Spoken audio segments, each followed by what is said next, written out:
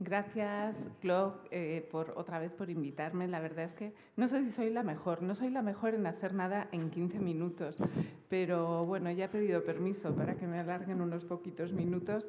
Me han puesto muy fácil mis compañeros esta mañana para hablar de lo mejor de 2023 en cáncer de mama, porque ellos ya han mencionado en gran parte los contenidos más relevantes de estos últimos meses. Estructuralmente, bueno, pues empecemos por la enfermedad precoz, por supuesto por la neoadyuvancia.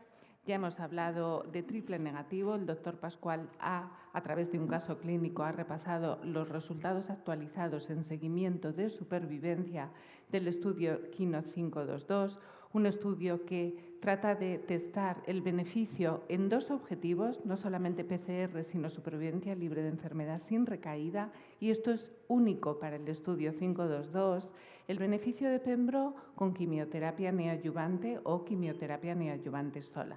Saben que se incluye carboplatino, otra característica diferenciadora, y saben que pembrolizumab se mantiene por 9 ciclos en adyuvancia.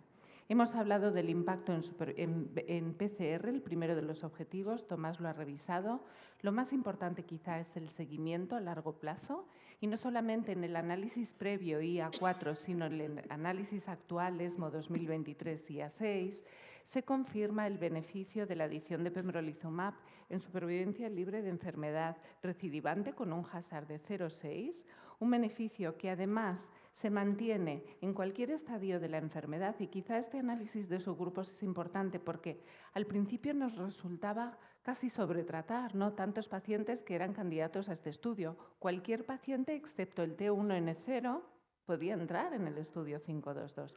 Por eso este análisis de en qué grupos de pacientes. La verdad es que por estadio 75% de pacientes eran estadio 2, pero en el estadio 3 también se mantiene el beneficio. 50% de pacientes nodo positivo, nodo negativo, el mismo beneficio a favor de Pembro. Esto también lo ha revisado Tomás, pacientes que consiguen o no una PCR.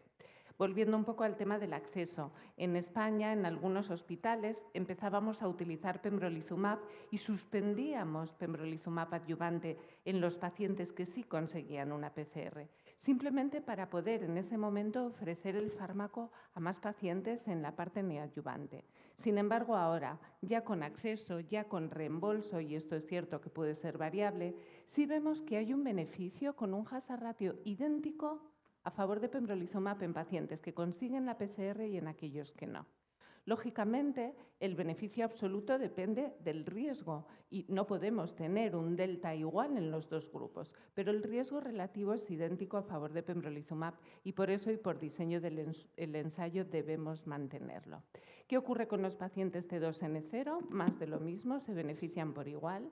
Así que hoy, 0 biomarcadores, decíamos antes, pero sí por cualquier condición clínica de pacientes que fueran tratados con neoadyuvancia, siendo triple negativo, deberíamos ofrecer pembrolizumab. ¿Qué tipos de recidivas se evitan? Pues sobre todo recidivas a distancia, aunque también los autores ponen foco en las recidivas cerebrales, que muchas veces, por supuesto, son un problema, como hemos visto en el caso clínico del doctor Pascual. Así que en este momento del análisis y a falta de resultados de supervivencia global, IA6 supone el análisis definitivo y maduro de los datos de IDFS, beneficio a todos los subgrupos, análisis de supervivencia todavía por esperar. Cosa que a mí me está empezando a impacientar, ya que creo que con los resultados actuales la supervivencia global debería estar por llegar, ¿no? Comparativamente, el 522 se ha comparado con dos estudios más. El estudio NeoAlto, que no está aquí, un estudio que no incluía antraciclinas en la quimioterapia, un estudio que fue negativo para el objetivo secundario de PCR, y el estudio Impassion 031, un estudio más similar, diferencias con KEYNOTE. 1, el fármaco, que no es Pembro, es Atezo, y por tanto el subanálisis de CPS score también. 2, no incluye carboplatino en la ecuación, y esto es algo criticable. Ahora ya sabemos, metaanálisis, que carboplatino sí aporta en PCR y DFS en pacientes que vayan a recibir neoadyuvancia. Y la última diferencia, 3, importantísima, es que este estudio IMPASSION se quedó en la PCR, algo que es absolutamente erróneo hoy en día en los estudios en neoadyuvancia. Hay que ir más allá. Es un estudio que no tiene reporte para FS y, por tanto, y a pesar de ser positivo a favor de PCR, no va a haber datos de FS y, por tanto, ATEZO no está aprobado en el contexto de neoadyuvancia triple negativo. Si se vamos un poco con la neoadyuvancia o adyuvancia y el rol de la inmunoterapia, también hay pacientes que reciben cirugía de inicio. Y esto lo sabéis los que hacéis melanoma, los que hacéis cáncer de pulmón, genitourinario. La inmunoterapia no actúa, o por lo menos el beneficio es mucho menor, en ausencia de tumor que en presencia de tumor. De ahí la duda de la parte adyuvante en los pacientes que consiguen una PCR y, por tanto, menor riesgo de enfermedad residual. Hay un estudio que también se ha comunicado en San Antonio, un estudio con atezolizumab únicamente adyuvante en pacientes que por algún motivo, extraño motivo, siendo estadios 2, 3, reciben cirugía de inicio, algo que ya no refleja el estándar, ya que estos pacientes reciben neoadyuvancia normalmente, y que son randomizados a quimioterapia adyuvante con o sin atezolizumab. Es un estudio, como era de esperar, negativo en IDFS. Otros objetivos secundarios venían condicionados en la población PDL1 o supervivencia global. Un estudio negativo. No parece que tenga sentido ofrecer tratamiento con inmunoterapia después de la resección del tumor primario. Así que aquí estamos de nuevo en el caso clínico del doctor Pascual. Tenemos además alternativas, y ya se han mencionado, de hacer capecitabina o la PARIP estudio Olimpia. Ya se ha presentado, 80% de pacientes del Olimpia eran de fenotipo triple negativo. Tenemos que ser capaces de integrar, secuenciar, combinar, escalar y deescalar, y desde luego siempre a través de la neoadyuvancia, que ofrece una gran oportunidad. Como resumen, aquí tienen los estudios más importantes, no solamente de escalada, sino también de deescalada, que es fundamental. La primera parte de la diapositiva, el estudio Optimize PCR, es un estudio Sara Tolaney, en el que pacientes que con pembro y quimio reciben y consiguen PCR se randomizan a mantener pembro o no. Es la pregunta que nos estamos haciendo, y esto tiene que ser respondido en este tipo de diseños académicos. Y por el contrario, escalar. Recuerdo que con o sin pembrolizumab, un RCB3 significa un riesgo de recaída del 50% a 5 años. Esto no es tolerable. Entonces, tenemos que escalar, pero escalar inteligentemente. Y otra vez tenemos diseños basados en el RCB y en las características clínicas. SASTIA explora sacituzumab govitecan con capecitabina de control. Optimize, el mismo estudio Optimize, pero en la fase de escalada, de nuevo sacituzumab govitecan frente a pembro más o menos capecitabina. Y el tercero, TROPION-Breast03, un estudio que estamos haciendo con otro ADC de datopotamab deruxtecan con o sin durvalumab, en base a los datos que hay de enfermedad avanzada. Fíjense, ni un solo biomarcador. Aquí no hay TILs, aquí no hay subtipo intrínseco, aquí no hay nada. Entonces, al final, bueno, todo lo que tengamos de biomarcadores, y con Tomás siempre andamos peleando, ¿verdad?, por encontrar algo que nos oriente más allá de los datos clínicos de elegibilidad. Así que hay que optimizar la terapia, tenemos que saber cuándo subir y cuándo bajar los fármacos, pero sobre todo caracterizar bien la enfermedad residual. También hay ya estudios que tratan la enfermedad mínima residual. Hay ya algunos estudios en marcha, no solamente en el fenotipo triple negativo, cosa que puede tener una relevancia clínica en el futuro. Nuevas combinaciones, se ha hablado del TROPION-Breast03, ADCs con inmunoterapia, y esto procedente de datos como el estudio Begonia en enfermedad avanzada tiene todo el sentido.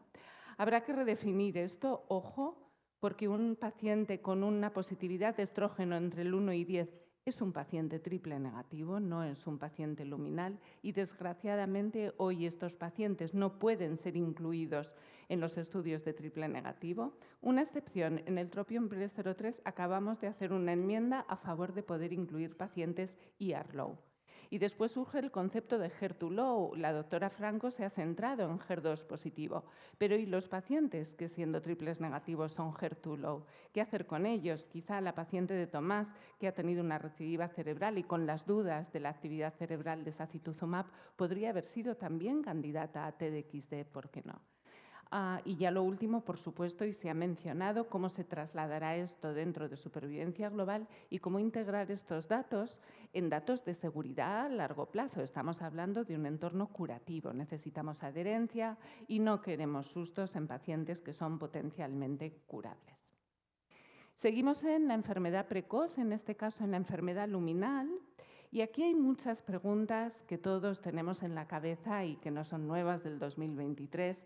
¿Cuál es el mejor candidato a mejor tratamiento?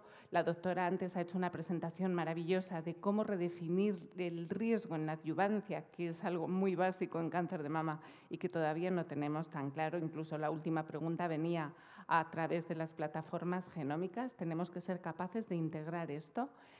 Hablando de neoadyuvancia en la enfermedad luminal, no tenemos tan claro el valor subrogado a largo plazo de conseguir o no una PCR y, por tanto, no deberíamos mantener la PCR como criterio único de objetivo primario de nuestros estudios. Todo tiene que venir acompañado por un objetivo secundario que sea IDFS y otros. ¿Y cómo podemos además hacer diseños adaptativos que nos están ayudando muchísimo en la enfermedad precoz? Diseños que nos ayudan a testar cómo funciona, por ejemplo, un tratamiento hormonal o una combinación antes o en un periodo de tiempo, tan solo un ciclo de tratamiento, y poder adaptar esa respuesta clínica y biológica a cómo el paciente va a continuar así, ¿no? Estudio Rivolaris, Ensolti, estudio ADAPT del grupo alemán. También hay inmunoterapia para los pacientes con fenotipo luminal. Y esto no se ha comentado hasta ahora, y aquí lanzo un poco una flecha a favor de una oportunidad terapéutica que estamos redescubriendo en la enfermedad luminal. ¿Por qué hasta ahora la inmunoterapia y la enfermedad luminal es como que no hemos hablado demasiado? Primero, datos en enfermedad avanzada muy pobres. Segundo, la enfermedad luminal no es la más inmunogénica, ni la más mutacional, ni la que más carga de neoantígenos tiene. Pero ojo, porque no es igual un tumor lobulillar grado 1, subtipo luminal A, que un tumor ductal infiltrante de grado 3, subtipo luminal B, o con un KI elevadísimo. Y en este contexto, tumores de grado 3, con cierto tamaño para hacer candidatas a las pacientes a un tratamiento neoadyuvante, se testa de nuevo en un nuevo esfuerzo de exponer a la inmunoterapia, en este caso pembro, junto con la quimioterapia adyuvante. Pacientes todas ellas candidatas a neoadyuvancia de quimioterapia. Pues bien, en este estudio, y de nuevo con dos objetivos, la verdad es que los estudios de pembrolizumab, y esto no es nada comercial lo que digo, pero están siempre muy bien diseñados y poderados para poder contestar a preguntas a largo plazo. Pues bien, este estudio se presenta en dos ocasiones, en ESMO y en San Antonio de este año. Es un estudio cuyos objetivos primarios son, como he dicho, ambos. Estudio positivo para PCR en cualquiera de las definiciones de PCR. Desde luego la diferencia no es muy grande, pero es que hablamos de quimioterapia y fenotipo luminal, no hay que esperar mucho más. Así que un estudio positivo para su primer objetivo. En este primer objetivo, PCR es positivo tanto en los pacientes de estadio 2 o 3, con un beneficio en delta muy similar, y es positivo tanto en los pacientes nodo negativo como nodo positivo, que suponen un 50% de cada uno. ¿Dónde es mayor el beneficio? En N positivo, ¿verdad? Empezamos ya aquí a agarrar una población donde estoy viendo un beneficio y que también por Hazard y por diferencia de proporciones es mayor. ¿Dónde es mayor, segunda pregunta, el beneficio a favor de pembrolizumab? En pacientes con PDL1 muy alto CPS score. Esto no lo hemos visto ni siquiera en el fenotipo triple negativo, solamente sabíamos en el triple negativo que el PDL1 positivo son tumores más sensibles a la quimio en general. Pues aquí son tumores más sensibles no solo a la quimio, sino también a pembro. Así que número 2, hemos dicho N positivo. En segundo lugar, creo que PDL1 aquí puede ayudar a seleccionar pacientes. Tercer lugar, ER low, por fin. Aquí sí están representados estos pacientes. Es un estudio de fenotipo luminal. Y podemos ver cómo el delta se incrementa enormemente en 24% en la población de pacientes que no es muy numerosa, porque es una población poco numerosa, pero existe. Y ahí sí pembrolizumab puede tener un valor significativo, cosa que no se observa en los pacientes de fenotipo o de mayor expresión de receptores hormonales. También la intensidad de dosis de quimio importa, por supuesto, con lo cual los autores concluyen, primero, Debemos dar pembrolizumab en pacientes en neoadyuvancia con quimio, de grado 3 todos ellos, fenotipo luminal B. Todavía no, tendríamos que demostrar estos resultados a largo plazo en supervivencia libre de recaída. Esto es difícil y ahora lo vamos a ver. Segundo, ¿en qué pacientes? Probablemente no en todos. Y aquí sí, a diferencia del KINO 522, tumores ER-low, tumores de mayor grado, de mayor presencia de afectación ganglionar y, por supuesto, de menor expresión de estrógeno, podrían ser buenos candidatos. De forma absolutamente paralela y en las mismas sesiones, tanto en ESMO como en San Antonio, se presenta un segundo estudio. Es un estudio, un checkmate, no estamos acostumbrados a hablar de nivolumab en cáncer de mama y muy poquitos datos, pero en este estudio se hace el mismo diseño, pacientes con quimio neoadyuvante, con o sin nivolumab, y que después mantienen la adyuvancia después de la cirugía.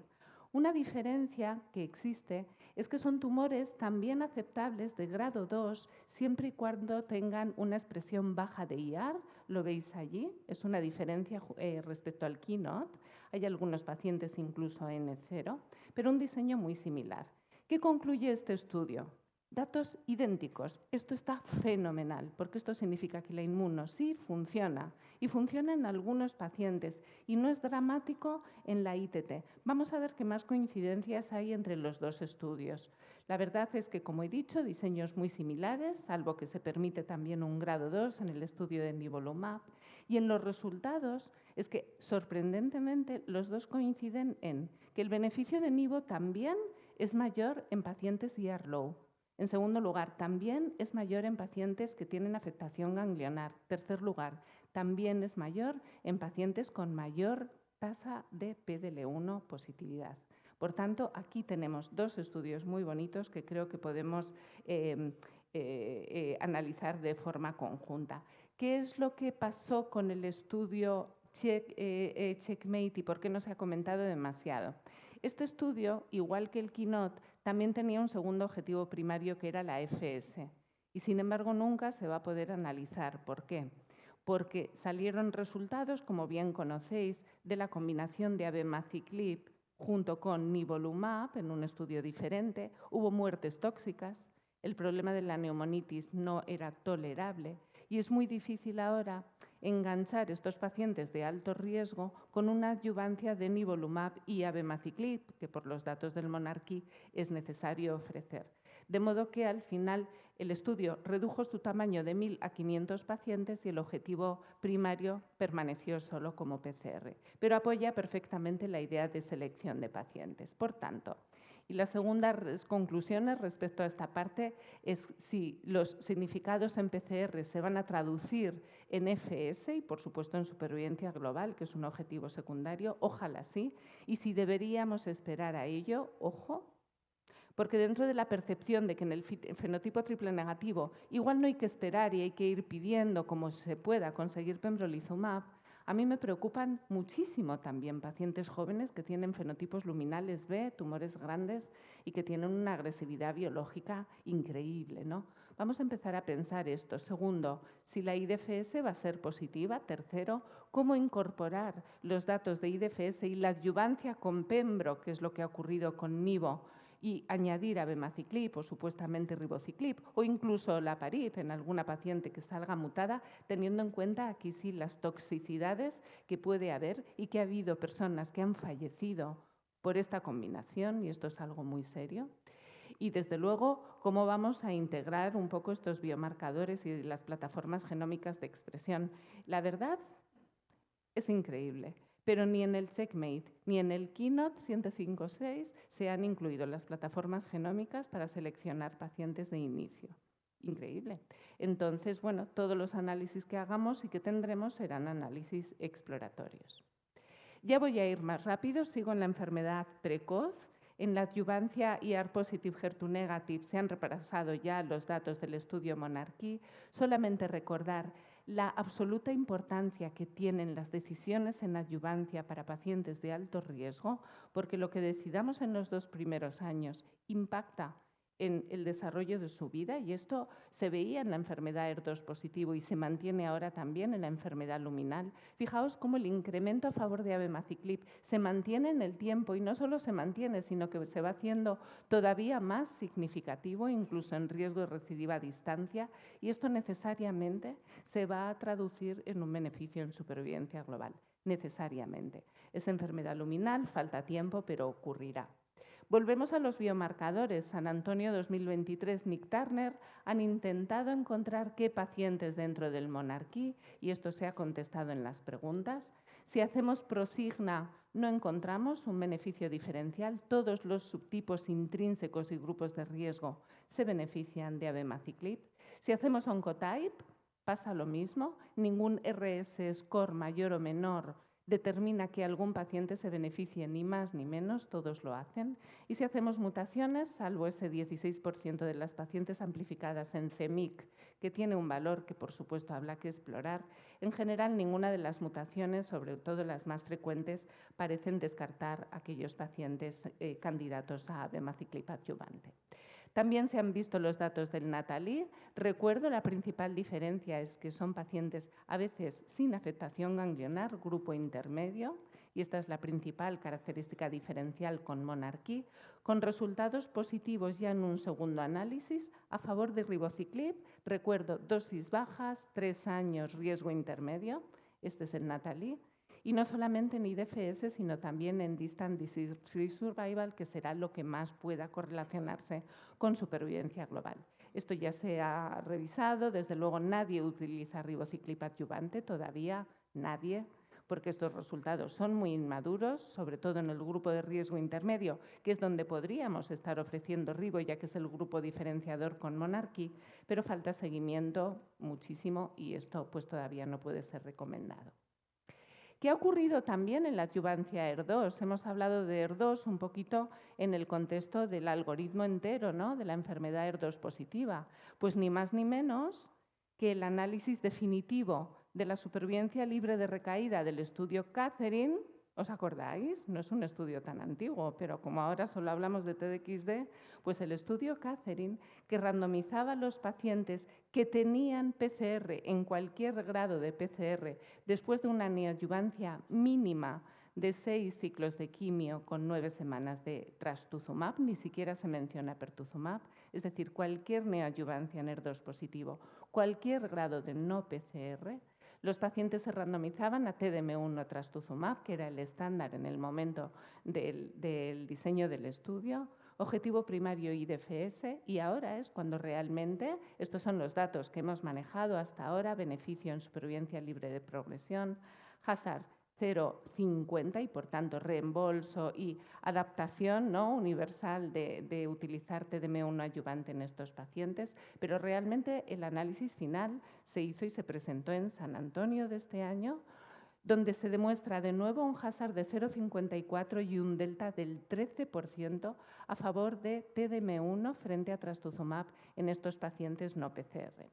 También por diseño del estudio, en el momento de este análisis definitivo había que hacer un análisis de supervivencia global, y esta es la primera vez que lo veis, ahora sí.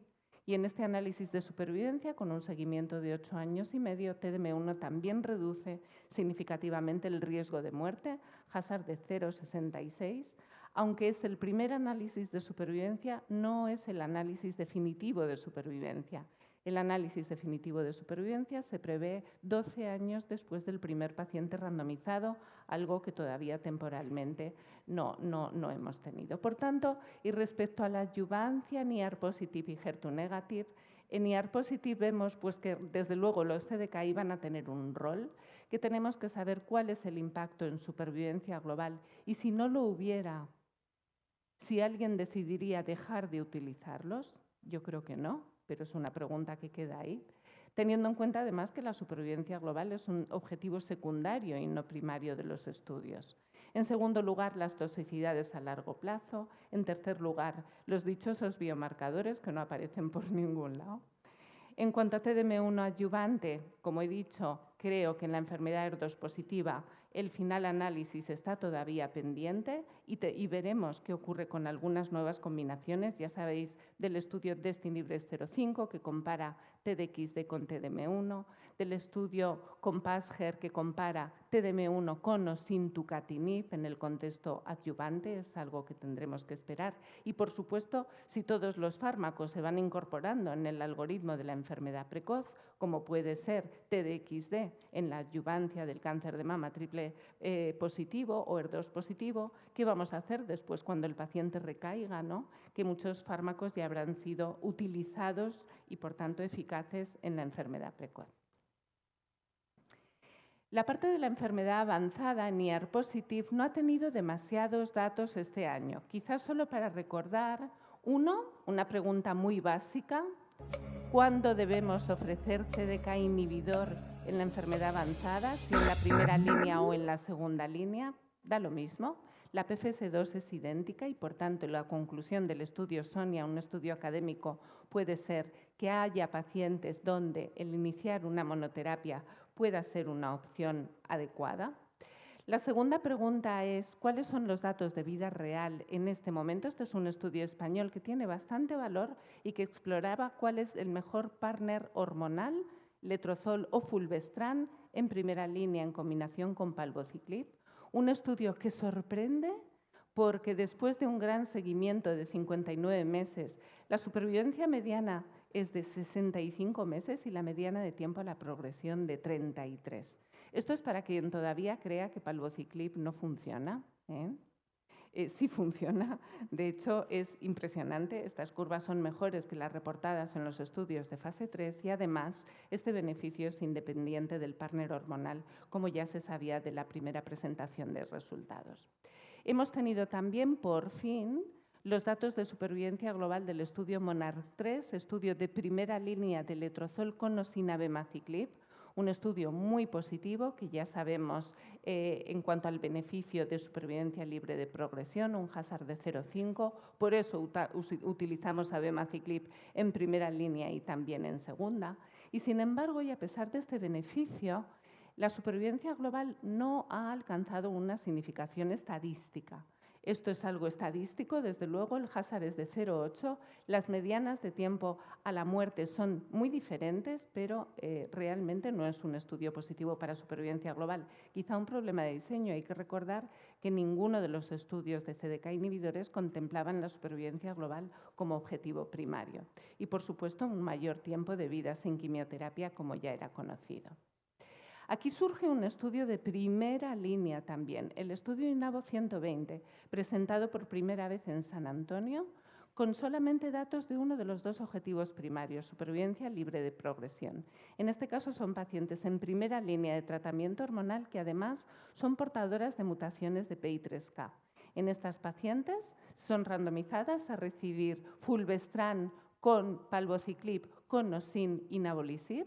El primer objetivo, que es supervivencia libre de progresión, es positivo y, además, muy positivo a favor del triplete de la adición de inavolisib, inhibidor específico de PI3K, con un hazard de 0,43 y un estudio que todavía tiene poco seguimiento para alcanzar supervivencia global y, aunque este análisis todavía no es significativo, muy probablemente lo sea porque, como ven, las curvas tienen, la verdad es que, una buena perspectiva. Después de la primera línea, después de utilizar CDK inhibidores, tenemos todo esto. Esto es 2023, 2022 y 2021. No es solo 2023, que es donde se ha enfocado la charla, pero, como ven, tenemos fundamentalmente datos positivos para los inhibidores de SER, el elacestran, en aquellos pacientes SR1 mutados y que han obtenido un beneficio previo mínimo de 12 meses a inhibidor de CDK, Camicestrant, por el mismo motivo, aunque con resultados solo de fase 2, y alpelisib y capivasertib en el lado del pathway mTOR PI3K-PTEN mutado. Esto es lo que tenemos después de CDK inhibidores. Aquí ya no hay unas medianas de 25 meses ni de 30 meses como en la primera línea. Por tanto, este es un foco de investigación clarísimo, que estamos dando oportunidades a nuevos estudios que exploran nuevos conceptos, como el estudio PADA, un estudio que en pacientes que todavía no han progresado a la primera línea con CDK inhibidor empiezan a tener positividad en el ctDNA para mutaciones de SR1. Estos pacientes se cambian a un tratamiento hormonal, SERD o fulvestrant, frente a no hacer ningún cambio y es un estudio positivo. Una nueva manera de abordar esta progresión precoz o estos pacientes que aún en respuesta clínica todavía empiezan a tener alguna alteración biológica y que parece que puede tener unos buenos resultados a largo plazo. Dentro de los ADCs este año lo que han ocurrido han sido cosas muy al contrario de lo que podéis pensar, no en HER2 positivo ni en triple negativo. Curiosamente, los ADCs en este año nos han sorprendido también en la enfermedad luminal. Solamente estos dos estudios más importantes, el estudio TROPICS-02, presentado en ASCO y publicado en Lancet este año, en el que pacientes que ya han progresado a las manipulaciones hormonales y que han recibido 2 o hasta 4 líneas de quimioterapia previa, reciben sacituzumab govitecan frente a quimioterapia estándar, con un objetivo primario conseguido, supervivencia libre de progresión a favor de sacituzumab, hazard de 0,65 y lo que es más importante, supervivencia global también conseguida, con una reducción significativa en el riesgo de muerte con un hazard de 0,8. Estos datos han hecho que FDA y EMA hayan aprobado este fármaco y que en muchos países ya estemos utilizando sacituzumab govitecan, repito, endocrinos refractarios y tratados con entre 2 y 4 líneas previas de quimio. Por supuesto, tenemos el TROPION-Breast01, otro ADC, datopotamab deruxtecan, en pacientes que han progresado de nuevo a las manipulaciones endocrinas y a una línea de quimio. Esta es una población menos pretratada y frente a la rama control observamos también un estudio positivo. Esto fue plenaria de ESMO. Un estudio positivo a favor de datopotamab deruxtecan con un 0,64 para tiempo a la progresión, una ventaja en tolerabilidad y en parámetros de calidad de vida y, por supuesto, todavía datos de supervivencia global pendientes o en espera. Principal efecto adverso de este fármaco, conjuntivitis, mucositis, que ha sido la primera causa de interrupción del mismo. Algunos datos importantes en cuanto a ADCs presentados en San Antonio de lo que podemos esperar de un segundo ADC después de un primero, y esto es algo que preocupa muchísimo y no es específico del cáncer de mama. La mayor preocupación es cómo vamos a secuenciar. Si tengo un paciente ER positive post una línea de quimioterapia HER2 negativo, que no sea ni siquiera candidato a TDXD, puede ser candidato a datopotamab y puede ser candidato a sacituzumab. ¿Qué utilizo primero? ¿Cómo hago mi secuencia al segundo ADC? Pues bien, sabemos que las resistencias primarias van a ser mucho mayores, es decir, pacientes que progresan pronto si han recibido un segundo ADC frente a han recibido solamente uno, es decir, el segundo ADC va a funcionar peor. Este es otro análisis, son datos de vida real, realmente de grupos franceses que recogen muy bien la vida real y como pueden ver, la probabilidad de tener resistencias dependerá un poco de si cambiamos el payload, si cambiamos el anticuerpo, si no cambiamos ninguno o si cambiamos todo. Al final, si utilizamos casi lo mismo, pues muy probablemente 2 de cada 3 pacientes serán primariamente resistentes al segundo ADC. Esto preocupa muchísimo y es algo que tenemos que explorar en ensayos clínicos. Solamente un estudio dentro de la enfermedad HER2 positiva, y este es mi último estudio, es el estudio HER2CLIMB-02.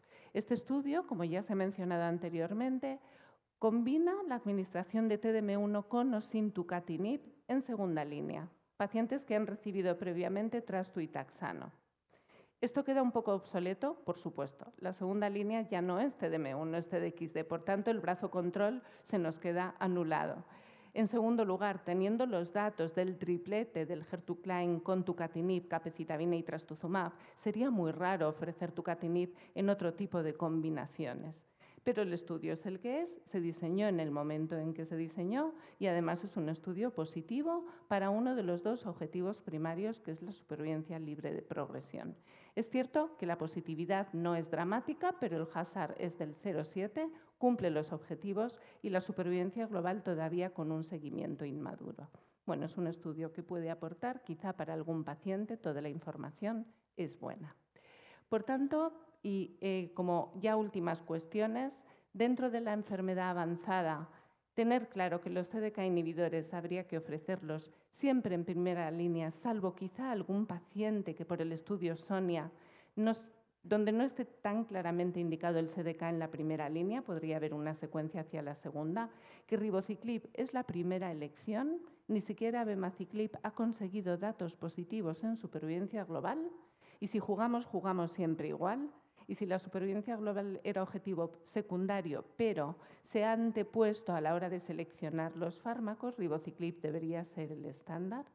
Que si el ctDNA es un buen biomarcador, utilicémoslo, ya que hay que recordar que hay un 20% pacientes primariamente resistentes a los CDK inhibidores que progresan rápido y que tienen un alto riesgo de muerte, y quizá testar el ctDNA y caracterizarlo es muy importante. ¿Qué hacer con los PI3K inhibidores? Las mutaciones de PI3K son un factor de mal pronóstico y realmente si los añadimos en primera línea, pues tienen un beneficio en PFS. Estamos poniendo todo en el fuego desde la primera línea, quizá esto sea difícil de soportar económicamente y por toxicidades. En cuanto a los ADCs, ya lo hemos comentado, al final la secuencia y el estudio de biomarcadores van a ser fundamentales para mantener, bueno, pues las cosas hechas con ciencia y con lógica, ¿no? Y sobre todo con eso. Y por último, el rol de tucatinib, que aunque el estudio COMPASS-HER2 es un estudio positivo, realmente no va a ser un estudio que cambie demasiado el escenario, porque el escenario ya ha cambiado. Nada más, muchas gracias. Esperemos seguir sumando fotitos para el CLOC otros años en su compañía y disculpen la demora, pero la mama es la mama. Gracias.